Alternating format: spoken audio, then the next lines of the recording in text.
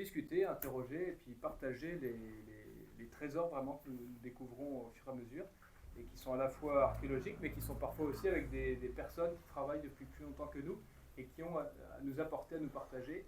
Et bien ici, en l'occurrence, les trésors des saints de Provence du 1er siècle. Alors Jean-Louis Redwitz, je suis heureux de parler un peu avec vous de ça et de profiter de la sagesse des anciens. Est-ce que vous pouvez nous dire comment est-ce que vous avez acquis cette conviction que cette histoire du 1er siècle est méconnue, oubliée, et pourquoi, et comment est-ce que vous avez retrouvé cette lumière sur notre histoire? Alors, bon, je suis d'origine scientifique, donc c'est la question du croisement des dates, le croisement des listes épiscopales, le croisement d'un certain nombre de sujets, permettent de conforter ce que les gens qualifient de légendaire, au motif qu'ils ont la faiblesse d'esprit de ne considérer que ces choses-là ne sont arrivées qu'au IIIe siècle, et non pas de façon apostolique. Voilà. Dans toute l'histoire, les villes de Provence se sont disputées la primatie de l'autorité au motif qu'elles considéraient qu'elles étaient apostoliques, c'est-à-dire à l'origine de l'arrivée des saints de Provence au Sainte-Marie de la Mer. Ouais. Le nombre de saints qui sont arrivés au Sainte-Marie de la Mer est également disputé. On cite souvent la série Lazare, Marie-Jacobée, Marie-Salomé. En réalité, Lazare, d'après les orthodoxes, était évêque de Chypre, et ce n'était apparemment que son intendant Maximin qui les accompagnait. Et en tant qu'intendant, il avait la signature des courdents de la bourse, naturellement. Voilà. Et donc, ils sont arrivés au Sainte-Marie de la Mer. Donc, ils étaient accompagnés de plusieurs saints, plusieurs personnages qui sont devenus saints, mais aussi des sarcophages de certains saints innocents dont on peut soupçonner qu'ils étaient de leur famille, et qui est la raison pour laquelle ils sont arrivés en Provence. Voilà. D'autres saints innocents sont probablement arrivés plus tard, dans d'autres circonstances. Voilà un petit peu l'origine de ces questions, que même actuellement, les dominicains ne soutiennent pas forcément. En plus, Marie-Madeleine, son image a été polluée par les questions concernant le Da Vinci Code. Donc, on est en train, en Provence, enfin, notre association, l'association de soutien à la tradition des Saints de Provence, ASTSP, elle s'occupe en particulier de mettre les choses en ordre de ce côté-là. Alors, comme je l'ai dit tout à l'heure, on utilise, enfin me concernant, j'utilise des techniques de rapprochement des lieux, des dates et des situations, en particulier avec les dieux païens qui ont été relevés par la mémoire de Marie-Madeleine, par les évangélisateurs, etc. Donc on arrive plus ou moins à constituer une structure qui se tienne au niveau des dates et des situations. Voilà la raison pour répondre à votre question. Après ces longs détours, je réponds à votre question en utilisant ces principes et ces techniques, comme par exemple les PowerPoint qui permettent de déplacer des tris. Avec des tris de colonnes, on arrive à retrouver des coïncidences utiles. Avec les tableaux Excel, vous voulez dire? Avec les tableaux Excel, oui. Ah oui, PowerPoint, oui. Excel, pardon. Ça, je trouve ça très intéressant parce que moi-même j'aurais voulu faire ça, mais je ne savais pas comment partir. Et je trouve que ce que vous avez fait pour la Provence, on pourrait le faire pour tous les apôtres de Gaulle. Donc de faire un répertoire un peu de tous la toponymie, les reliques, les traditions locales, les lieux, etc. Tout ça pour que les gens petit à petit se rendent compte de la puissance et puis du nombre de ces éléments. Le nombre des éléments et des trucs étonnants, comme nous en discutions tout à l'heure, j'avais évoqué les poils de la barbe de Saint-Pierre, qui lui avaient été arrachés parce que dans les supplices comme ceux de la Croix, on commençait par arracher les barbes des condamnés, comme signe de déchéance et de déshonneur. Voilà. Et donc on a, alors je ne sais plus où, mais je peux vous trouver le... on a des poils de barbe de Saint-Pierre. Ouais. Ouais. Voilà. Et des clous en forme de fer à cheval. Alors des clous de la Croix, des clous de Saint-Pierre, des clous de la Croix du Christ, naturellement. On a toutes sortes de choses comme ça. Il est impossible, évidemment, de valider, mais on voit bien que dans les légendes, lorsque les fouilles archéologiques sont faites aux endroits où on a des histoires légendaires, souvent, elles se révèlent, il y a des coïncidences qui se révèlent. Ouais. Donc c'est ça qui est intéressant. Et jusqu'à présent, les études du CNRS menées par l'abbé Morin, qui est le chargé des reliques de l'évêché de Fréjus-Toulon, montrent qu'il n'y a pas, dans les études faites, de divergence entre les résultats d'études du CNRS et les traditions. Par exemple, pour ce qui concerne Marie-Madeleine, l'analyse chromosomique ancienne qui ont été faites sur Sainte-Geneviève révèle qu'il s'agit de génomes du 1er siècle et d'origine orientale. Voilà. Donc c'est tout ce qu'on sait dire. Bon, tout ça est détaillé dans un ouvrage que je recommande aux érudits qui pourraient vous écouter, qui est le résultat de quelque chose de nouveau, qui était le congrès sur la christianisation du monde au 1er siècle, congrès du Vatican, qui a eu lieu en 2021-22, et dont la publication vient de se faire à fin 2024. Donc je considère qu'il faut se rapprocher de ça pour avoir des certitudes à partir des derniers documents scientifiques qui ont pu être publiés sur ces questions et qui confirment d'une manière générale les traditions du 1er siècle. Et vous avez fait un autre travail que je trouve remarquable et qui pourrait se développer, c'est la cartographie des voyages de nos apôtres.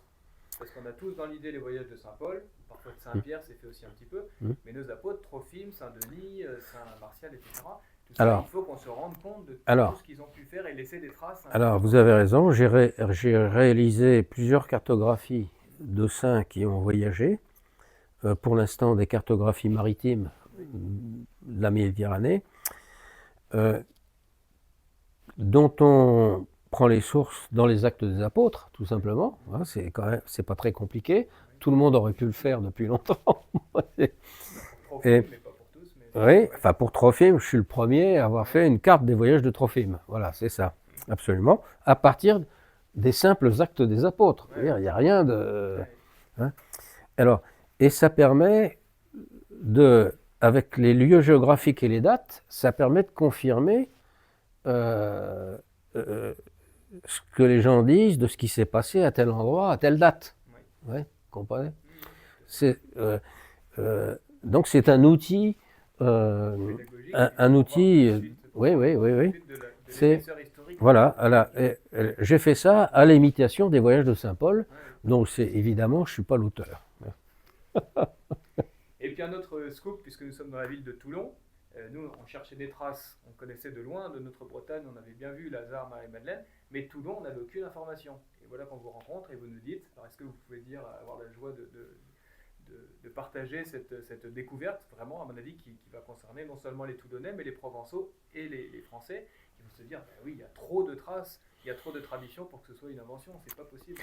Alors, nous avons, concernant Toulon, Tello Martius, donc dans la dénomination romaine, la légende, alors je dis légende, c'est parce que c'est par ce terme que les gens s'expriment, de la légende de Cléon, premier évêque de Toulon, du 1er siècle, qui est contesté par nos honorables historiographes de l'université d'Aix, qui est systématiquement opposé à l'apostolicité de la Provence, c'est-à-dire l'évangélisation de la Provence dès le 1er siècle, qui, je le rappelle, comme vous le dites dans vos écrits, qui est dans le fond postérieur à l'évangélisation de la Septimanie, hein, puisqu'elle a eu lieu avant 43. Donc 43, c'est la date officielle du débarquement de Marie des Saints de Provence,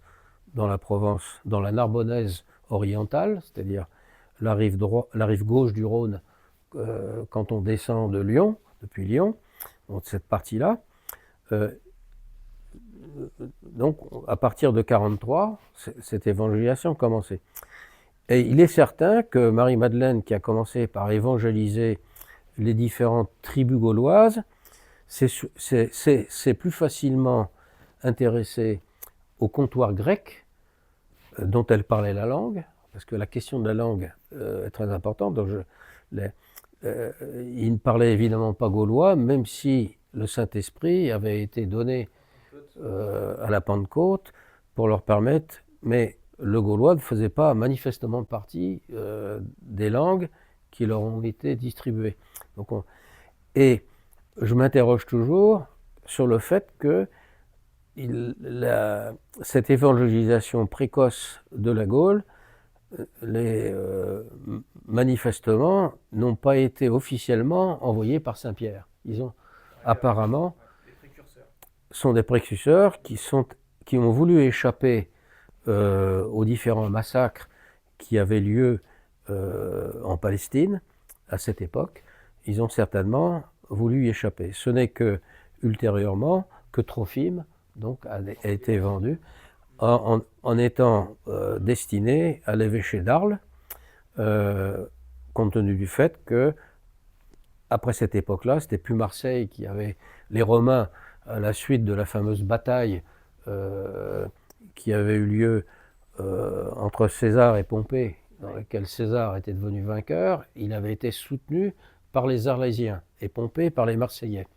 Et donc, César a voulu favoriser les Arlésiens en leur donnant le gouvernement de la province à la place de Marseille. Voilà.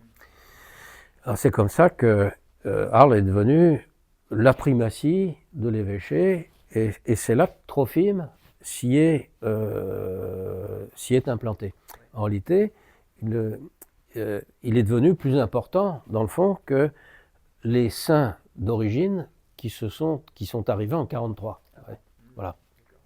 Et pour terminer sur Saint-Cléon, quelle est la source qui permet aujourd'hui, donc vous avez cité l'auteur là, est-ce qu'il y a d'autres choses, d'autres éléments qui comportent ça à la cathédrale? Il y a tous les ouvrages qui signalent, en particulier l'abbé Bouisson, oui, qui m'a baptisé, enfin, qui était auteur de plusieurs ouvrages, qui a créé la revue d'archéologie, d'histoire et d'archéologie du diocèse de Fréjus, oui, Toulon. Il a écrit à peu près une vingtaine ou une trentaine d'opuscules, et les publications sont arrêtées après la guerre, parce qu'il a pu, avec l'âge, il n'avait plus le temps de poursuivre cette large tâche. Donc c'est une revue d'archéologie locale, donc dans laquelle on trouve, mentionne tout ça, et comme avec d'autres sources. Hein, donc c'est pas, et donc récemment, il y a quelques années, en faisant des réparations dans la cathédrale, les ouvriers sont tombés sur des structures du 1er siècle, sous les murs de la cathédrale, dont on pense qu'elles se trouvaient à l'emplacement des baptistères, du baptistère original. Voilà.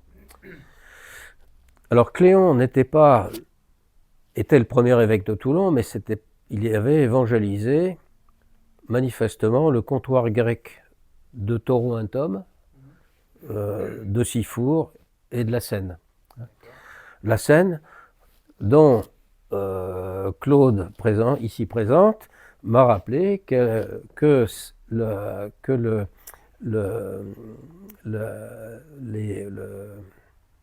l'image de la Seine est constituée de 5 pains et 2 poissons. Hein. Les armes de la Seine étaient constituées de 5 pains et 2 poissons, ce qui conforte la tradition, alors que la Seine est une commune essentiellement communiste, puisque c'est là où se trouvent les armements pour les bateaux, etc. Donc une ville ouvrière à l'origine, dont on peut s'étonner que les armes soient de cette nature. Voilà. Un peu de cette histoire où il y a des choses qui affleurent, malgré effectivement un terreau qui n'y est pas. Alors ensuite, nous avons les restes d'une chapelle, les ruines d'une chapelle. Alors, quand on quitte Toulon, à l'entrée des Gorges de Lioul, on a les ruines d'une chapelle qui pourrait être du 1er siècle, enfin, en tout cas, qui n'est pas du 3e, dans un endroit qu'on appelle la Courtine, et qui est un site celto-ligure.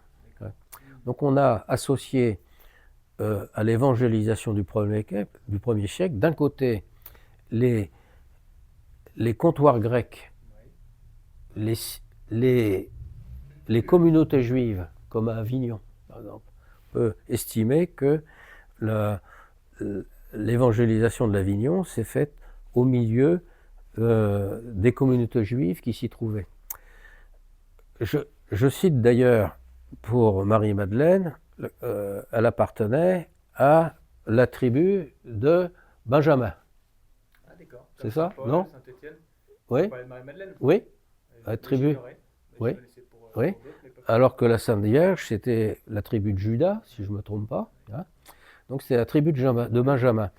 Est-elle venue en Provence parce que elle y aurait vu des communautés juives à Marseille de la tribu de Benjamin. Alors j'ai cherché partout, je cherche toujours partout, parce que il est de notoriété commune maintenant que les apôtres ont suivi les trajets des tribus auxquelles ils appartenaient, ce qui leur a permis d'aller aussi loin tout seuls. Ouais, vous comprenez? C'était leur tribu, donc ils étaient accueillis. Ils prenaient appui sur ce qu'ils connaissaient. Voilà, c'est exactement. Donc la tribu de Benjamin, c'était Marie-Madeleine, donc Lazare et Marthe, naturellement, la tribu de Benjamin. Donc c'est intéressant de savoir, mais très difficile à prouver, que dans les communautés juives du 1er siècle, c'était telle tribu ou telle tribu. Voilà. J'essaye, je cherche de retrouver tout ça. Voilà. Et puis l'autre indicateur qui est intéressant, c'est la toponymie. Donc Claude, qui est avec nous, là, m'a fait connaître plusieurs toponymies des rivages de la Provence du côté de Toulon, où on avait des sites où Marie-Madeleine était citée d'une manière ou d'une autre, provençalisée ou dans son nom natif d'origine.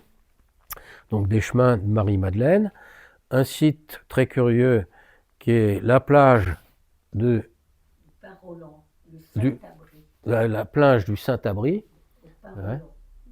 Hein, la plage du Saint-Abri. Ouais. Qui fait écho donc à cette. Ouais. Tu as reçu une barque, une des barques. Il y a eu beaucoup de barques, et une des barques qui s'est échouée. Et donc l'équipage est descendu, a évangélisé la Seine et a continué à pied sur Marseille pour rejoindre les Saintes-Maries. D'accord, donc ce serait une autre barque en plus des Saintes-Maries de la Mer. Ah, il y en a une deuxième barque. Alors, là, on dit tellement que Joseph d'Arimathie, il y a d'autres personnages qui n'étaient pas forcément Sainte-Marie de la Mer, mais qui ont pu débarquer aussi. Et ils sont venus aussi par terre. Lazare est venu par terre. Oui, on peut dire que de tout le courant du 1er siècle, on a eu une succession de personnages qui sont arrivés par terre ou par mer, personnellement, je pense par mer, parce que la navigation était plus facile que par terre, même si les routes romaines, il fallait quand même traverser les Alpes. Bon, c'était pas en bateau, ça me paraît plus facile. Il y avait une voie qui passait par Monaco, Nice, qui évitait de oui, traverser les Alpes, oui. qui avait été créée Alors, récemment. Apparemment. Je ne sais pas si elle était créée sitôt que ça. Enfin, Il faudrait. Par l'empereur Auguste, en tout cas. Ouais. Ah oui. Ah oui. Bon. Ça paraît justement providentiel pour aider l'arrivée des apôtres facilement. Quoi. Ouais. En tout cas, on a eu un flux d'apôtres et de personnalités envoyées par les papes successifs, hein, surtout Saint Clément, on va dire, mais Saint Clément, pendant toute la durée de sa papauté, hein, il en a envoyé tout le... Et qui ont permis d'alimenter les besoins en personnalité, parlant les langues. Et puis de faire avancer cette évangélisation, qu'on a l'impression qu'elle est réservée à la Provence. En fait, la Provence n'était qu'une étape de l'évangélisation de toute la Gaule, qui a été achevée par Saint Denis. Voilà. Alors, tous ces personnages, on en trouve des traces en Provence, indépendamment du IIIe siècle. Hein. Voilà. Et puis ce IIIe siècle, il est aussi à regarder de loin, parce que il y a les martyrs attestés de Saint-Potin en 177, de Sainte-Blandine, tout ça c'est largement avant le IIIe siècle. Hein. Donc, et comment aurait-on pu avoir des évêchés à Lyon ou à Vienne dans les années 150 sans avoir d'évêchés à Marseille, à Arles, à Tarascon ou à Aix? Ça n'a pas de sens. Ça n'a pas de sens. Voilà. Est-ce que vous pouvez nous dire aussi votre hypothèse, ou si c'est plus qu'une hypothèse, de Marie-Madeleine qui suit tous les comptoirs grecs? C'est un petit peu ce que vous avez dit tout à l'heure, c'est ça? Moi, ça m'a fait un peu de lumière. Alors, moi qui suis un ancien chef d'entreprise, c'est par là que j'aurais commencé. Parce que c'est pas une preuve absolue, mais enfin, c'est quelque chose de naturel, c'est sa langue d'origine. Elle avait deux manières d'évangéliser, je dirais. La manière normale par la prédication en langue grecque, qui s'adresse pour l'essentiel aux édiles. C'est les édiles qui parlaient grec, les autres parlaient gaulois. Ils écrivaient en gaulois celte ou en gaulois grec, mais ne parlaient pratiquement que gaulois. Le grec était parlé par les personnes qui avaient, disons, de l'autorité, qui leur permettait de commercer ou qui leur permettait d'exercer le pouvoir. Et l'autre manière, c'était les miracles. Donc on va dire, pour faire simple, que les miracles s'adressaient à la population et que la prédication s'intéressait plutôt aux élites et aux personnes ayant autorité, soit économique, soit politique. C'est comme ça que ça a dû certainement commencer. En tout cas, c'est intéressant parce qu'on se rend compte qu'il faut mettre bout à bout un peu toutes ces traditions et toutes ces personnes qui, donc Claude, vous, un tel, etc. Parce que nous, on est allé enquêter aussi à Nice, et on trouve à Nice des traces d'un culte à Sainte-Marie-Madeleine. En toponymie. En toponymie, avec même un oratoire, un boulevard de la Madeleine, un ancien oratoire ou une chapelle sur ce boulevard qui était consacré à Marie-Madeleine, avec des traditions qui disent que là, elle a séjourné. Donc, c'est vrai qu'avant de passer 30 ans à la Sainte-Baume, il est tout à fait possible qu'avec cette ardeur, ce zèle apostolique qui la caractérise, elle ait pu comme ça aller circuler. On trouve aussi sa trace vers Montpellier, avec les îles de la Maglone. Alors, à voir après, hein, mais c'est et puis, les sites de Méditerranée qui sont sur le passage de son voyage entre Jérusalem et Marseille. Ils sont marqués par son passage. Voilà, donc... De Haute-Provence, il y a beaucoup de villages dédiés à Marie-Madeleine. Oui, j'ai un inventaire des chapelles magdaléniennes de Marie-Madeleine, oui, en Provence, oui, ça c'est... Il y en a beaucoup, hein. Il y en a beaucoup. Bon, eh bien, merci beaucoup. Est-ce que vous voulez rajouter encore un petit mot de la fin ou est-ce que... Alors, oui,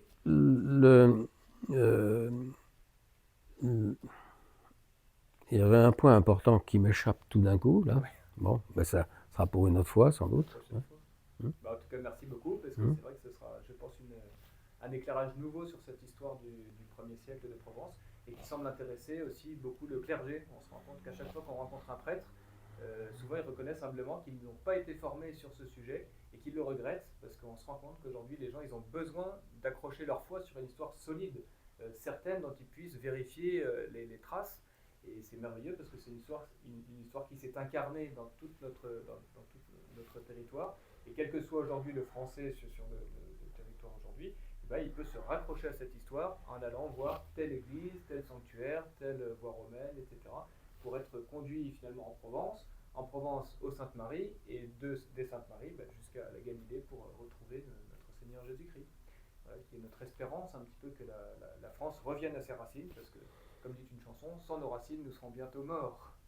Voilà, merci de nous avoir suivis et puis à la prochaine fois pour une nouvelle rencontre, un nouveau partage de tous ces trésors de nos pères.